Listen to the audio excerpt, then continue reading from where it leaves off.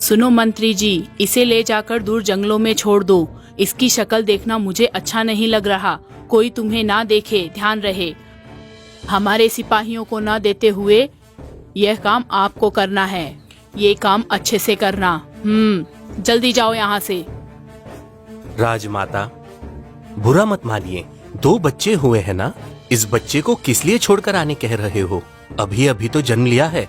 अगर इसे जंगल में छोड़ दिया तो जानवरों के बीच में इसकी जान जा सकती है। महामंत्री, इसे देखिए कितना काला है। ऊपर से इसने पहले जन्म लिया है।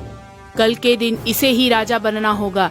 इसे काले बच्चे को राजा बनना मुझे बिल्कुल पसंद नहीं है। रानी को भी एक ही बच्चा पैदा हुआ है ऐसा बताऊंगी। वह गोरा और एकदम सुंदर है राजा बनने के लिए।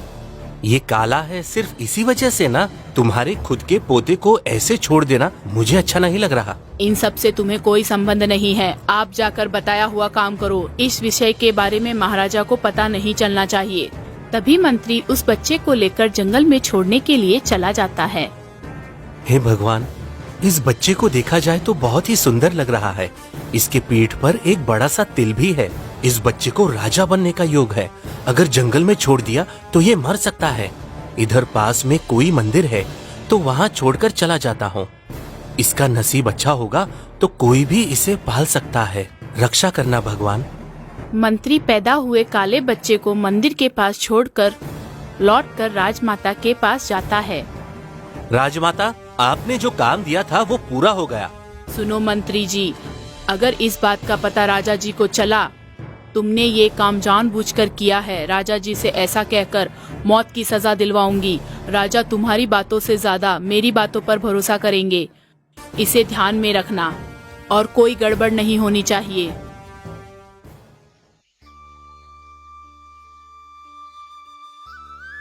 अरे रे रे रे, यहाँ पर एक बच्चा पड़ा हुआ है। देखने में इसे पैदा हुए 1 दिन भी नहीं हुआ है। कोई पापी बच्चे को यहाँ छोड़कर चला गया है। अगर इसे तुरंत दूध नहीं दिया तो खतरा हो सकता है। तुरंत ही उस बच्चे को लेकर धर्मा, जो गायों को चराता था, अपने घर लेकर जाता है। कौन है यह बच्चा? कितना रो रहा है? कहाँ से लेकर आए हो? बताओ। वो सब बाद में बताता हूँ।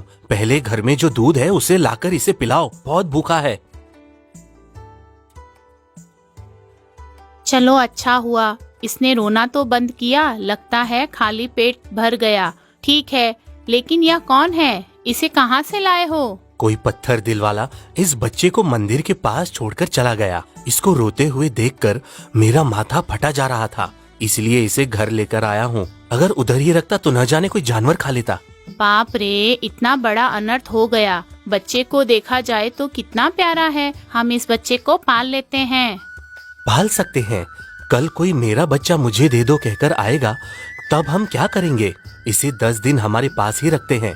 अगर तब तक कोई नहीं आएगा तो जैसा तू कहेगी वैसे करेंगे, वादा करता हूँ।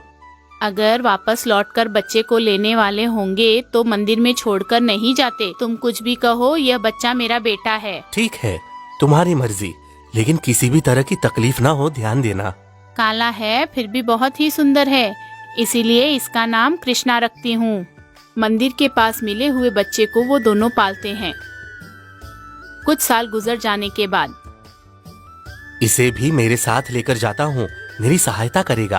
अरे बाप रे, मेरे बच्चे कृष्णा को तुम्हारे जैसा अनपढ़ बनाओगे क्या? इसे अच्छे से विद्या सीखकर बड़ा बनना होगा। किसी अच्छे गुरुजी के पास भेजो। हमारे पास इसे पढ़ाने के लिए इतने पैसे कहाँ हैं? वैसे भी बगैर पैसे कौन पढ़ाएगा? पहले जाकर पूछ के आओ, बाद में देखते हैं। तभी धर्मा पास वाले गुरुजी के पास कृष्णा को लेकर जाता है। तब धर्मा, गुरुजी, ये मेरा बेटा कृष्णा है। आपके पास विद्या सीखेगा इसलिए लेकर आया हूँ। अच्छी बात है, मुझे विद्या सिखाने में कोई तकलीफ नहीं है, लेकिन इधर अनुशासन से विद्या सीखनी होगी। तुम्हें पता तो है ना? उसकी आप चिंता मत कीजिए, हमारा कृष्णा बहुत ही बुद्धिमान है, आप ही देखोगे। लेकिन मेरे पास इसे पढ़ाने के लिए आर्थिक परिस्थिति अच्छी नहीं है। हर रोज इसके हाथ से गाय का दूध भेज सकता हूँ, यही मैं आपको दे सकता हूँ गुरुजी। ठीक है ना गुरुजी? उसमें क्या रखा है, तुम्हें बहुत सालों से मैं जानता हूँ, फिक्र मत करो, कल से इसे मेरे पास भेज दो।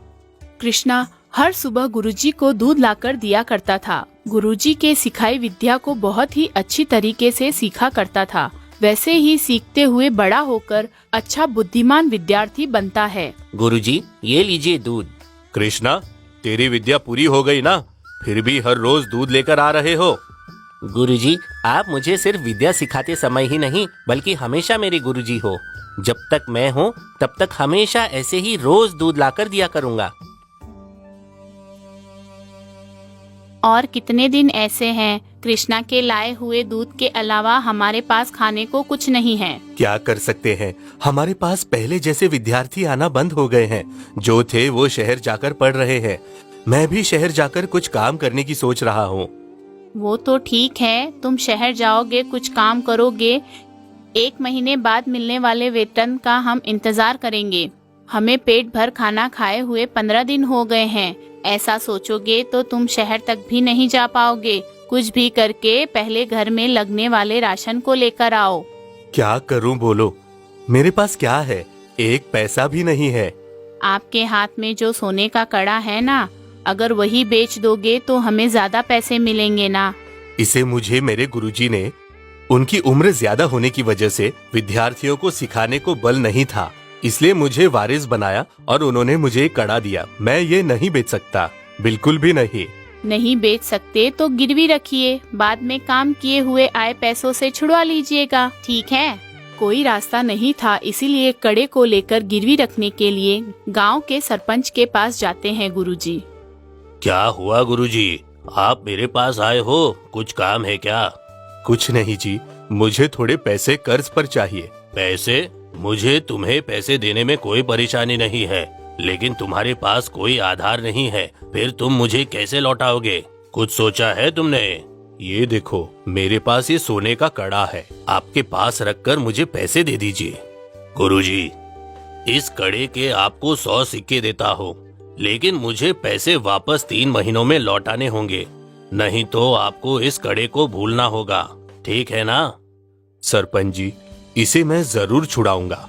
ये मेरे लिए बहुत बहुमूल्य है। मेरे गुरुजी के याद में बहुत सालों से मेरे पास है। ठीक है, ये लो 100 सिक्के। ये कम से कम 1000 सिक्कों का होगा। देखता हूँ कब तक इसे छुड़ाकर लेकर जाएगा। वैसे ही 4 महीने गुजर जाते हैं। एक दिन कृष्णा रोज की तरह सुबह दूध लेकर गुरुजी के पास जाता है। गुरुजी कृष्णा से, कृष्णा, कल से तुझे हमें दूध लाकर देने की जरूरत नहीं है।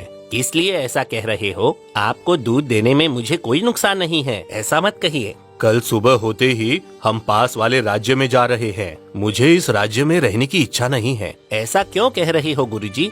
आप वैसे भी राजा के पास काम कर रहे हो ना, किस लिए जाने की सोच रहे हो? काम में कोई समस्या है क्या? न्याय करने वाला राजा ही अन्याय करते हुए राजा ने मुझे सभी के सामने बेइज्जत किया। अब मुझे इस राज्य में रहने की इच्छा नहीं है। हमारे राजा बहुत ही अच्छे हैं सुना था, फिर आपकी बेइज्जती किस लिए? आप बुरा न मानो तो क्या आप मुझे बता सकते हैं? मेरी आर्थिक परिस्थिति अच्छी नहीं थी, इसलिए मैंने हमारे सरपंच के पास कड़े को गिरवी रखा। 3 महीने के अंदर पैसे लेकर जब मैं गया तो उन्होंने मुझसे क्या कहा वो मैं बताता हूँ। गुरुजी, आप तो 3 महीने पूरे होने से पहले ही आ गए। पूरे पैसे लेकर आए हो ना? हाँ जी, पूरे पैसे लेकर आया हो। इस पैसों को लेकर मेरे कड़े को मुझे दे दीजिए। पैसा आपने दे दिया, अच्छी बात है, लेकिन मेरी पत्नी अभी शादी में गई हुई है। आपने दिए हुए कड़े को मैंने उस पेटी में रखकर ताला लगा दिया था। उसकी चाबी मेरे पत्नी के पास है। आप एक काम कीजिए, 3 दिन बाद आकर कड़े को ले जाइए। ठीक है, मैं 3 दिन बाद आता हूँ। फिर 3 दिन बाद गुरुजी सरपंच जी के पास जाते हैं और सरपंच से पूछते हैं, मेरे कड़े को दे दीजिए। अरे, आपको मैं खबर भेजने की सोच रहा था। मेरी पत्नी शादी के बाद उसकी माँ के घर चली गई है। 15 दिन लगेंगे उसे, 15 दिन बाद आइए। उस दिन से जब भी गुरुजी सरपंच जी के पास जाते, सरपंच उन्हें कुछ बहाना देकर भेज दिया करता। आखिर में एक दिन, क्या हुआ गुरुजी, कैसे आना हुआ? सरपंच जी, मैं बहुत दिनों से कड़े के लिए घूम रहा हूँ। दया करके मेरे कड़े को दे दीजिए, वो मेरे गुरुजी का है। कौन से कड़े? आपने जब मुझे पैसे दिए थे तब मैंने आपको दे दिया था ना, फिर अब आकर क्यों पूछ रहे हो? आपने मेरे पास एक ही कड़े को गिरवी रखा था। ये क्या कह रहे हो? आप जैसे बड़े लोगों को ऐसी बात करना शोभा नहीं देता। मेरे कड़े वापस दीजिए। क्यों आप गुस्से से बात कर रहे हो? मैं प्यार से बात कर रहा हूँ। मैंने कोई चोरी थोड़ी की है। आपका ऐसा करना अच्छा नहीं है। अब मैं राजा के पास जाऊंगा। सरपंच जी, आपने बुलाया इसलिए मैं आया। आपको ऐसी बात करना शोभा नहीं देता। तभी गुरुजी गिड़गिड़ाने पर भी सरपंच जी को कड़ा न देते हुए राजा से शिकायत करता है। राजा दोनों को बुलाकर उनसे कहता है, सरपंच जी, आपने जो कहा उससे सुनने के बाद पैसे लेकर उस सोने के कड़े को वापस गुरुजी को दे दिया कह रहे हो। इस बात का आपके पास कोई सबूत है? क्यों नहीं है राजा जी। गुरुजी के कड़े को लौटाते समय 2 लोगों ने देखा। चाहिए तो उन दोनों को गवाही देने के लिए बुला सकता हूँ। आपको समझ में आ जाएगा। जरूर उन दोनों को गवाही के लिए बुलाओ। कुछ समय बाद उधर 2 गवाही देने वाले आते हैं। राजा ने पूछे हुए सवाल को, महाराजा, मुझे पैसे की जरूरत थी। सरपंच जी के पास मांगने के लिए गया था। सरपंच को तभी कड़े को लौटाते समय आंखों से देखा था। ठीक है, मैंने उस कड़े को लाल कपड़े में बांधकर गुरुजी को देते हुए देखा। तुम लोग जा सकते हो। ये सब क्या है गुरुजी? आप मेरे पास काम कर रहे हो, फिर भी ऐसा काम किया। आपकी चीज आपको मिलने के बाद भी जबरदस्ती से उनके पास से और एक कड़े को लेने का सोचा आपने। इन दोनों की गवाही सुनने के बाद ये तय किया है आप ब्राह्मण हो, इसलिए आपको सजा दिए बगैर ही छोड़ दे रहा हूँ। कल से मत आना। इस तरह मुझे गुरुजी के कड़े को नहीं दिया गया और मेरा अपमान हो गया। अब मैं इस राज्य में रहूंगा तो मुझे क्या लाभ है कृष्णा? आप कैसे हो मुझे बहुत अच्छे से पता है। उस सरपंच ने किए हुए धोखे को कैसे राजा जी के सामने लाना है मुझे अच्छे से पता है। कृपया करके आप 15 दिन इसी गांव में रहिएगा। आपका कड़ा आपको वापस नहीं मिला तो तभी जैसा आपने सोचा है इस राज्य को छोड़ देना। तभी कृष्णा राजा जी को एक खत लिखता है। उसने लिखा हुआ खत मंत्री जी को देता है। मंत्री जी उस खत को लेकर राजा जी के पास जाते हैं। मंत्री राजा से कहता है, राजा, आपको एक खत आया है। इसे सुनोगे तो आप आश्चर्य करोगे और उसे सजा दोगे। क्या लिखा है इस खत में? महाराजा, 2 दिन पहले गांव के सरपंच और हमारे पास काम करने वाले ब्राह्मण के विवाद में आपने जो सुझाव किया वो गलत है कहकर आप राजा हो इसलिए हम कुछ कर नहीं सकते। अगर वो रहता सही सुझाव करता, ऐसा कह रहा है। आपकी आज्ञा का इंतजार है उसे ऐसा कह रहा है। सही में मुझे इसे सुनकर थोड़ा भी गुस्सा नहीं आ रहा। साधारण लड़का मेरे सुझाव को गलत कह रहा है। मेरी सोच गलत है ऐसा कह रहा है। मुझे इसे मिलना होगा। कल ही उस विवाद से जुड़े हुए सभी को बुलाओ और उस उत्तर देने वाले लड़के को भी बुलाओ। फिर दूसरे दिन सभी लोग राजा के भवन में आ जाते हैं। महाराजा, पहले आपसे क्षमा मांगता हूँ।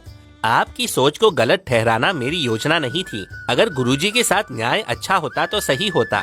ठीक है, तुम यहाँ आकर तुम्हारे हिसाब से कार्रवाई करो। पहली गवाही देने वाले यहाँ पर आइए। सरपंच जी ने कड़े को गुरुजी को देते समय क्या आपने आंखों से देखा था? आपके साथ कौन था? महाराजा, मैंने अपनी आंखों से देखा। उस दिन मेरे अलावा और एक व्यक्ति भी था। हम दोनों के होते हुए सरपंच जी को कड़े को देते वक्त इस ब्राह्मण को लेते समय देखा। ये सच बात है। मतलब आपने देखा कह रहे हो। फिर इन दोनों में से कौन सा कड़ा था बताओ? आपको तो पता ही होगा, है ना? इस ब्राह्मण के पास सोने का कड़ा तो नहीं हो सकता, चांदी का ही होगा। महाराज जी, वो चांदी का कड़ा था। मुझे अच्छे से याद है जी। इस चांदी के कड़े को किसी कपड़े में बांध कर दिया था क्या, या फिर ऐसे ही दिया था? महाराज जी, इस चांदी के कड़े को सफेद कपड़े में बांध कर दिया था। अब तुम बाहर जाकर इंतजार करो, आपको फिर बुलाऊंगा। दूसरे गवाह को बुलाओ। पहले गवाही देने वाले को जिस तरह पूछा था उसी तरह कड़े को देखकर गुरुजी का कौन सा कड़ा है पूछा। महाराज, सोने के कड़े को लाल कपड़े में बांधकर ब्राह्मण को लेकर जाते देखा मैंने। देखा महाराजा, दोनों अलग अलग बता रहे हैं। आप एक बार उन दोनों को बुलाकर कठोरता से पूछोगे तो आपको सही समाधान मिल जाएगा महाराजा। राजा ने उन दोनों को बुलाया। आप सही बात बताओ। आप लोग झूठ बोल रहे हो ना? अगर सही बात नहीं बताई तो कठिन शिक्षा मिलेगी। महाराजा, हमें क्षमा कीजिए। सरपंच जी ने हमें 3 सिक्के देकर इस झूठ को कहने को कहा। हम वहाँ थे ही नहीं महाराज। हाँ महाराजा, हमें क्षमा कीजिए। ये क्या सरपंच जी, आप गांव के बड़े होकर ऐसे काम करते हो? अब तुम्हें छोड़ा नहीं जाएगा। तुम्हें और ये दोनों गवाही देने वालों को 3 साल कारागार शिक्षा मिलेगी। तुम्हें ब्राह्मण को सोने के कड़े के साथ 200 सिक्के भी देने होंगे। अब इन्हें लेकर जाइए, जीत भले की ही होती है। इस समस्या का हल निकालने से पहले अच्छी तरह से इसकी जांच कर इससे पहले जो मैंने सुझाव किया था उसे गलत साबित कर दिया, मेरी ही सोच को गलत ठहराया। महाराजा, मैंने गलती नहीं की। इसे समझने के लिए बहुत धन्यवाद। ये कृष्णा मेरा शिष्य है, मुझसे विद्या ली है इसने। एक राजा में जो लक्षण होने चाहिए वो कृष्णा में है। एक कहूं तो इसके पीठ के पीछे एक तिल है। इस कृष्णा को राजयोग है महाराज। क्या कहा आपने गुरुजी? इसके पीठ के पीछे तिल है? राजा, अगर आप मुझे क्षमा करोगे तो आपको मैं एक बात बताना चाहता हूँ, बहुत ही महत्वपूर्ण बात है। बोलिए महामंत्री। जिस तरह राजमाता ने जन्मे हुए 2 बच्चों में से काले कृष्णा को जंगल में छोड़ने वाली बात राजा को बताता है। महाराजा, राजमाता जिंदा थी, इसलिए इस विषय को मैं आपसे कह नहीं पाया। अभी समय आया है, आपको सच बता रहा हूँ। हमने जिसे खो दिया था वो युवराज कृष्णा ही है। ऊपर से इसके साथ पैदा हुआ हमारी युवराज की शक्ल इससे मिल रही है। इतने सालों तक मैंने आपसे ये बात छुपाई महाराज। तभी राजा कृष्णा के बारे में जानकारी लेकर कृष्णा कोई और नहीं बल्कि उसका बेटा है यह जानकर बहुत ही आनंदित होता है। उसे राजा बनाने की घोषणा करता है। इस तरह कृष्णा उस राज्य का राजा बन जाता है।